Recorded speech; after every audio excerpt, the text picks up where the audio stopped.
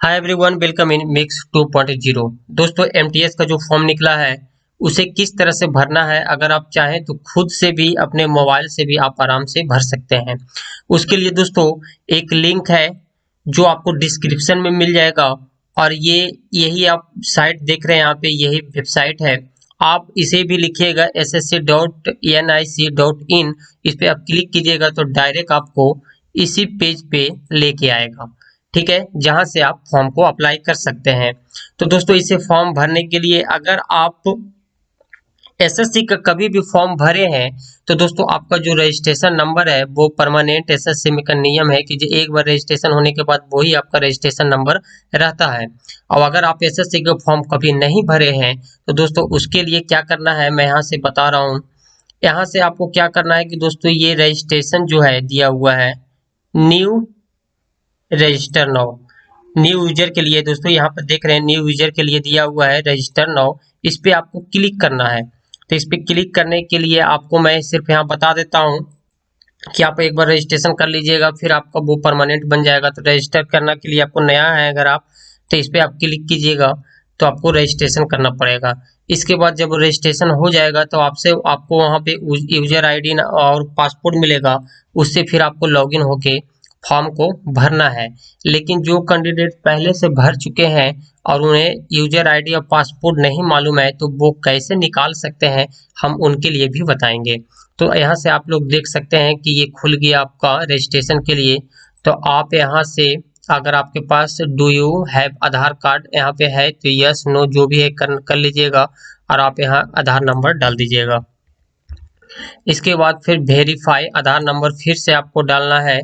और दोस्तों यहाँ पे आपको टाइप आधार करना है, यानी कि आपके पास अगर आधार कार्ड नहीं है तो आप यहाँ पे क्या देना चाहते हैं, driving licence, PAN card, passport में कुछ भी देना चाहते हैं और उस आईडी का यहाँ पे आपको नंबर लिखना है।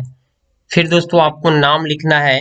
नाम यहाँ पे लिखने के बाद फिर वेरीफाई नाम करना है। आपको 2 बार नाम यहाँ पे देता है। यहाँ पे जो भी करना है डबल डबल करना है, फिर से नाम आपको वेरीफाई करना पड़ेगा। इसके बाद फिर have you ever change name, अगर आप नेम कभी चेंज किए हैं तो आप नो कर लीजिएगा, अगर चेंज किए तो यस कीजिएगा और आपको यहाँ पे सारा डिटेल देना पड़ेगा। इसके बाद फिर आपको आना है। दोस्तों इसमें कुछ नहीं है, रजिस्ट्रेशन में बेसिक इन्फॉर्मेशन सिर्फ रहता है, उसे आप आसानी से रजिस्ट्रेशन कर सकते हैं। इसके बाद आपको दोस्तों यहाँ पे नीचे आने के बाद सारा इन्फॉर्मेशन, मदर नेम यहाँ पे देख रहे हैं, वेरीफाई मदर नेम, फिर से डेट ऑफ बर्थ डालना है, verify date of birth, matriculation आपका इसके बारे में डिटेल में पूछा गया है कि कौन सा बोर्ड है तो आप यहाँ बोर्ड है चूज कर लीजिएगा। वेरीफाई एजुकेशन बोर्ड फिर से आपको दोबारा चूज करना है। रोल नंबर क्या रहा है, ये सब सारा चीज भरने के बाद वेरी जनरली बेसिक रहता है इसमें। इसके बाद आप सेव पे क्लिक कीजिएगा तो आपका जो भी नंबर आप दिए हैं यहाँ से या फिर यूजर ईमेल आईडी दिए हैं तो उस पर आपका ओटीपी आएगा। फिर आप ओटीपी डाल के नया पासपोर्ट आपको बनाने के लिए कहेगा। तो पासपोर्ट कैसा बनाना है ये मैं आपको बता देता हूँ क्योंकि इसी में लोग ज़्यादा फंसते हैं। तो दोस्तों आपको पासपोर्ट किस टाइप का बनाना है ये मैं बता देता हूँ। पासपोर्ट बनाने के लिए दोस्तों आपका एक पहला लेटर कैपिटल होगा, फिर आपको कुछ स्पेशल कैरेक्टर होगा, इसके बाद आपको नंबर देना है, तब आपका पासपोर्ट बन जाएगा। अगर आप ऐसे लिखिएगा जैसे मेरा नाम राम है तो दोस्तों आपको क्या करना है, RAM, कुछ स्पेशल कैरेक्टर आप कुछ भी दे सकते हैं, @ दे सकते हैं या फिर परसेंटेज दे सकते हैं, जो भी मन है आपका दे सकते हैं, या फिर डॉलर का सिंबल दे सकते हैं। तो @ देते हैं, फिर 1 2 3 आप ऐसे कीजिएगा तो आपका नाम नहीं लेगा क्योंकि इसका पहला लेटर है ये जो है दोस्तों, ये आपको कैपिटल बोल रहा है रखने के लिए, तो इसमें आपको कैपिटल रखना पड़ेगा। तो ये जो आपको क्या करना है, ये आप पहला लेटर कैपिटल दीजिएगा, फिर सारा स्मॉल दीजिएगा और स्मॉल, इसके बाद कैरेक्टर जो सिंबल होता है दोस्तों वो देना है, फिर कोई नंबर आपको दे देना है। तो ये आपको पासपोर्ट इस टाइप से बनेगा। फिर आपको पासपोर्ट पे सेव कर लेना है। इसके बाद वहां से आगे के प्रोसेस से आपका रजिस्ट्रेशन नंबर बन जाएगा। इसके बाद यूजर आईडी और पासपोर्ट मिल जाएगा, फिर आपको लॉग इन करना है। जो भी आपका पासपोर्ट और यूजर आईडी नाम मिला है दोस्तों आपको यहाँ पे फिलअप कर देना है और यहाँ पे आपका पासपोर्ट डालना है। फिर ये जो आपको देख रहे हैं आप, ये जो कैरेक्टर दोस्तों है ये आपको यहाँ पे टेक्स्ट कर देना है, टाइप कर देना है, फिर लॉगिन पे क्लिक कर देना है, तो आपका आगे का पेज फॉर्म भरने के लिए खुल जाएगा। लेकिन अब हम बात करेंगे कि जो पहले से भर चुके हैं फॉर्म को, वो कैसे अपना यूजर आईडी और पासपोर्ट मालूम कर सकते हैं। तो उसके लिए आपको क्या करना है, यहाँ पे जो दिख रहा है दोस्तों फॉरगेट पासपोर्ट, ये जो दोस्तों फॉरगेट पासपोर्ट जो दिख रहा है, आपको इस पे क्लिक करना है। तो फॉरगेट पासपोर्ट पे क्लिक कीजिएगा, तो मैं यहाँ से फॉरगेट पासपोर्ट पे क्लिक करता हूं, तो आपका परमानेंट स्टेट, आप जिस भी स्टेट से हैं तो वहां से आपको सेलेक्ट करना। मैं बिहार से हूं तो दोस्तों मैं बिहार दे देता हूं। इसके बाद आप उस समय कौन सा ईमेल आईडी का प्रयोग किए थे वो आपको टाइप करना है। तो दोस्तों मेरा जो ईमेल आईडी है, उस समय जो हमने ईमेल आईडी दिया था वो यहाँ पे टाइप कर लिए हैं। इसके बाद आपको क्या करना है, अगर आपके पास ईमेल आईडी अगर मालूम है तो ठीक है, अगर मोबाइल नंबर है आपके पास तो मोबाइल नंबर, दोनों में से कोई एक चीज़ देना है। फिर आपको सबमिट जो बटन है दोस्तों, इस पे क्लिक कर देना है। इसके बाद दोस्तों हम पहले सबमिट करते हैं, फिर देखते हैं कि कौन सा पेज खुलता है। अब जो दोस्तों आपका जो ईमेल आईडी डाले हैं या फिर मोबाइल नंबर डाले हैं, उस पे एक ओटीपी गया होगा, आपको यहाँ पे ओटीपी डालना है। ओटीपी आप कहाँ पे डालिएगा, अगर मोबाइल नंबर डाले हैं तो मोबाइल नंबर यहाँ पे डालिएगा, अगर ईमेल आईडी दिए हैं तो आपको यहाँ पे ओटीपी सेंड करना है, ठीक है, टाइप करना है। इसके बाद दोस्तों आपको जो ये दिख रहा है आपका कैप्चर, ये आपको यहाँ पे टाइप करना है, फिर आपको सबमिट कर देना है। जब आप वहां से सबमिट कीजिएगा तो दोस्तों आपका देखिए यहाँ पे रजिस्ट्रेशन नंबर शो करेगा। वो आपको क्या करना है, किसी पेज में या कहीं पे आपको डायरी में लिख लेना है, क्योंकि आपको ये हमेशा काम देगा। जब भी आप एसएससी का फॉर्म भरिएगा तो आपका ये रजिस्ट्रेशन नंबर यहाँ पे दिखेगा, मेरा यही रजिस्ट्रेशन नंबर है। और जो भी ईमेल आईडी था दोस्तों, मेरा ये ईमेल आईडी यहाँ पे शो कर रहा है। अब अगली बात क्या आता है दोस्तों कि इसमें आपको फिर से पासपोर्ट बनाना पड़ेगा।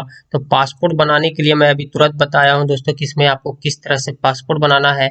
फिर एक बार इसी पासपोर्ट को यहाँ डालिएगा, फिर आपको सबमिट करना है। दोस्तों नया पासपोर्ट बनाने के बाद जब सबमिट कीजिएगा तो आपका अगला पेज इस टाइप से खुल के आएगा और बोलेगा your passport has been change successfully, please log in to continue. आपका पासपोर्ट चेंज हो गया है। आपको उसी पेज पे जाके फिर से आपको लॉग इन करना है और फॉर्म आप वहां से भर सकते हैं। अब दोस्तों वापस हम इसी ऑफिशियल वेबसाइट पे आ गए। अब आपको रजिस्ट्रेशन नंबर आपको पता चल गया होगा, तो आप यहाँ पे रजिस्ट्रेशन नंबर डालिएगा। और अभी आप जो नया पासपोर्ट बनाए हैं आपको ये डालना होगा यहाँ पे, और ये जो कैप्चर दिख रहा है दोस्तों आपको यहाँ पे फिल करना है। इसके बाद फिर आपको लॉगिन कर लेना है।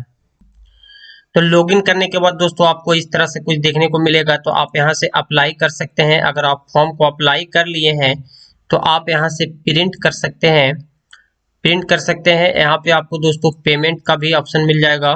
आप यहाँ से देख सकते हैं कि यहाँ पे पेमेंट भी आप कर सकते हैं। अगर आपको कोई दोस्तों चालान से के माध्यम से पैसा देना है तो आप चालान के माध्यम से भी दे सकते हैं। तो दोस्तों अप्लाई करने के लिए आपको क्लिक करना होगा अप्लाई बटन पे। तो यहाँ पे मैं क्लिक करता हूँ। तो दोस्तों आप अप्लाई कीजिएगा। जैसे आप अप्लाई पे क्लिक कीजिएगा तो आपको कुछ भरना नहीं है, क्योंकि आप रजिस्ट्रेशन में ऑलरेडी सब कुछ कर चुके हैं। तो आप यहाँ से देख सकते हैं दोस्तों, ये आपका यहाँ पे नाम शो करेगा, ठीक है, जो आपका मैट्रिक में नाम था, आपका पिताजी का नाम, माता का नाम, क्या आपका डेट बर्थ है, कितना डेट बर्थ हुआ है, ये सब कुछ शो करेगा। यहाँ से आपका ये मेल है फीमेल है सब कुछ यहाँ से बताएगा, आपको कैटेगरी बताएगा। यानी कि ऑलरेडी इसमें सब कुछ भरा हुआ रहता है, क्योंकि आप रजिस्ट्रेशन में सब कुछ डाल दिए हैं, तो इसमें ज़्यादा नहीं भरना है दोस्तों। यहाँ से आपको एग्जाम का जो आप सेंटर जहाँ देना चाहते हैं आप यहाँ से भर सकते हैं। तो आपको 3 सेंटर कम से कम चूज करना पड़ेगा। तो 3 सेंटर में दोस्तों पहला सेंटर हम चूज कर लेते हैं। आपको जहाँ भी आपको जो नज़दीकी है या फिर सुविधा के अनुसार आप वहाँ पे सेलेक्ट कर सकते हैं। तो दोस्तों पहला मैं पटना दे देता हूँ। तो यहाँ से सेंटर चूज करने के बाद दोस्तों अगर आप कहीं पे मतलब पहले से सर्विस करते हैं तो यस नो कर सकते हैं, और बाकी इसकी डिटेल भी आप यहाँ से डाल सकते हैं। तो दोस्तों थोड़ा सा नीचे आने के बाद आपको इसमें कुछ नहीं करना है, ये इस पे आप क्लिक भी कीजिएगा तो नहीं होगा।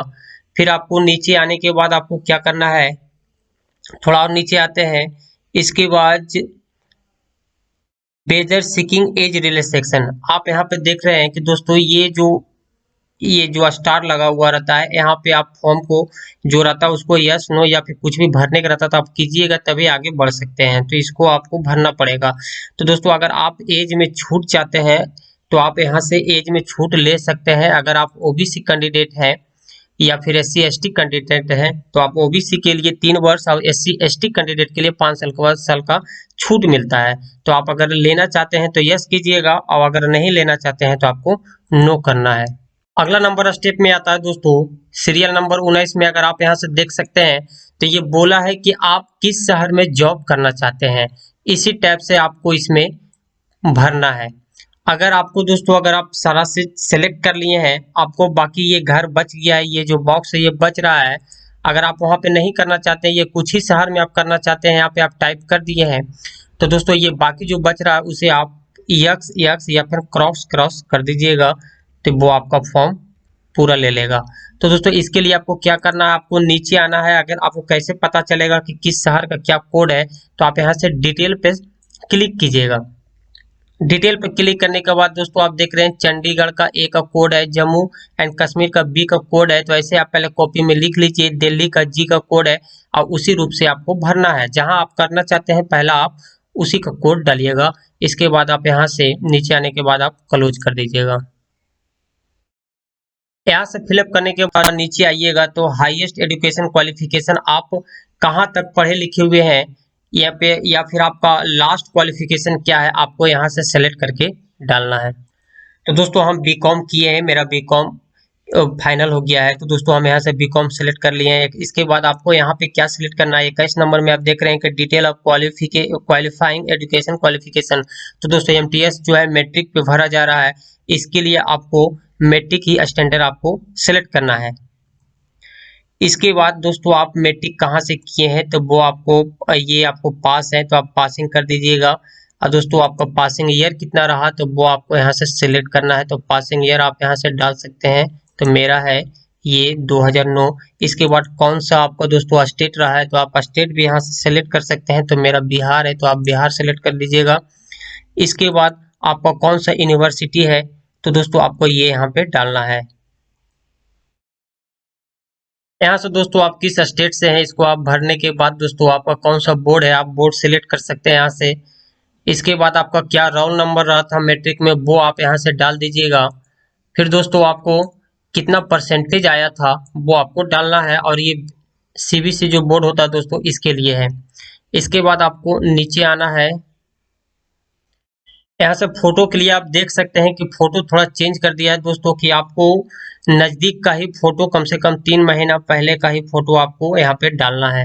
तो दोस्तों हम ये नया फोटो यहाँ से बनाए, आप देख रहे हैं कि 8 तारीख दूसरा महीना 2021 का फोटो है। और इसके बाद आपको यही डेट आपको यहाँ पे डालना है जब ये फोटो आप खिंचाए थे। यहाँ पे आपको सिग्नेचर को फिल करना है। इसके बाद आपको नीचे आना है। और दोस्तों देखिए आप एक यहाँ से देख रहे हैं कि फोटो का जो साइज है वो 50 केबी का होना चाहिए, और सिग्नेचर का साइज 20 केबी का होना चाहिए, तभी यहाँ पे ये अपलोड होगा। फिर दोस्तों आपको यहाँ पे वेदर द डेट, ये 27 नंबर में है, mention at serial number 26 is clearly printed on the photography. ये नोटिफिकेशन जब आप डाउनलोड कीजिएगा तो यहाँ पे बोला गया है कि आपका ये नज़दीक का ये फोटो होना चाहिए। तो क्या इस नियम को आप फॉलो कर रहे हैं, तो आपको यस कर देना है। फिर आपको नीचे आना है दोस्तों, तो आई एग्री पर क्लिक कर लीजिएगा, और ये जो टेक्स्ट दिख रहा है आपको यहाँ पे आपको टाइप कर देना है। इसके बाद फिर से आप यहाँ पे मिला लीजिएगा, प्रीव्यू करके सारा चीज चेक कर लीजिएगा। प्रीव्यू पे क्लिक करने के बाद दोस्तों आपको इस टाइप से खुलेगा, आपका ये सारा डिटेल आपका यहाँ पे शो कर जाएगा। यहाँ पे आपको सब कुछ मिला लेना है अच्छी तरह से। इसके बाद मिलाने के बाद अगर आपको कुछ लगे कि चेंजिंग करना है तो एडिट मॉडिफाई पे क्लिक कीजिएगा, और अगर आपको नहीं करना है तो दोस्तों आपको सबमिट कर देना है। सबमिट के बाद आपको ओके करना है। इसके बाद ये सबमिट हो जाएगा। सबमिट करने के बाद आप यहाँ से देख सकते हैं दोस्तों ये लिखाएगा application form provisionally accepted, do you want to proceed for payment. अब आपको करना है पेमेंट। फॉर्म को भरने के लिए दोस्तों आपको यहाँ से ऑप्शन आएगा पेमेंट का, आप यहाँ से पेमेंट कर सकते हैं। और दोस्तों आप यहाँ पेमेंट स्टेटस चेक कर सकते हैं। पेमेंट के बाद यहाँ से एप्लीकेशन स्टेटस देख सकते हैं कि आपका एक्सेप्ट हुआ या रिजेक्ट हुआ। यहाँ से दोस्तों आप फॉर्म को भरने के बाद यहाँ से प्रिंट भी आप निकाल सकते हैं। तो दोस्तों हमें करना है पेमेंट, तो आपको पेमेंट करने के लिए पेमेंट पे क्लिक करना है। तो हम यहाँ जैसे ही आप पेमेंट पे क्लिक कीजिएगा तो दोस्तों आपको इस टाइप का पेज खुल के आएगा। तो आपको ऑनलाइन पेमेंट कर देना है, ऑफलाइन आप चालान के माध्यम से कर दीजिएगा। तो दोस्तों यहाँ पे आप ऑनलाइन पे टिक करने के बाद आप सबमिट कीजिएगा। सबमिट करने के बाद आपको इस तरह से कुछ खुलेगा। तो आपको कुछ नहीं करना है, थोड़ा सा इंतजार करना है। इसके बाद दोस्तों इस टाइप का पेज खुलेगा। तो आप यहाँ से नेट बैंकिंग के माध्यम से अगर आप पेमेंट करना चाहते हैं तो आप एसबीआई के नेट बैंकिंग लिए हुए हैं तो यहाँ से क्लिक कर लीजिएगा। कोई अदर बैंक का नेट बैंकिंग होगा तो यहाँ से आप क्लिक कर लीजिएगा। और यहाँ पे आप देख रहे हैं कि स्टेट बैंक डेबिट कार्ड यानी कि जिसे एटीएम कहते हैं, या फिर अगर कोई अदर बैंक का एटीएम कार्ड है आपके पास दोस्तों तो यहाँ पे क्लिक कीजिएगा आप। इसके बाद आपसे जो इन्फॉर्मेशन मांगेगा एटीएम नंबर या फिर जो भी है, यहाँ से क्लिक करके आप पेमेंट कर सकते हैं। अगर आपके पास दोस्तों यूपीआई नंबर है यानी कि फोन पे गूगल पे अगर आप कुछ चलाते हैं तो आप यहाँ से क्लिक कर लीजिएगा। तो मैं यहीं से पेमेंट कर देता हूँ। तो यहाँ पे मैं क्लिक करता हूँ। फिर दोस्तों आपको यहाँ पे दिख रहा है क्यूआर कोड, यहाँ पे आपको टिक करना है और कंफर्म पे एक बार क्लिक कर देना है। यहाँ पे दोस्तों कुछ इस टाइप का क्यूआर कोड दिखेगा, आप इसको स्कैन कर लीजिएगा। फिर आप वहां से पेमेंट कर दीजिएगा। पेमेंट करने के बाद दोस्तों पेज आपका रिफ्रेश होगा। आपको कुछ नहीं करना है, बस इंतजार करते रहिए। दोस्तों सर्वर थोड़ा स्लो है इसलिए थोड़ा पेमेंट लेट से ले रहा है। दोस्तों यहाँ पे आप देख रहे हैं your transaction status is success, तो आप यहाँ पे क्लिक कर दीजिएगा। जैसे आप क्लिक कीजिएगा यहाँ भी आप देख सकते हैं कि ट्रांजेक्शन स्टेटस सक्सेस लिखाया था। अब दोस्तों वापस आपको उसी पेज पे आना है लॉगिन करके, और अब आपको यहाँ से प्रिंट कर लेना है।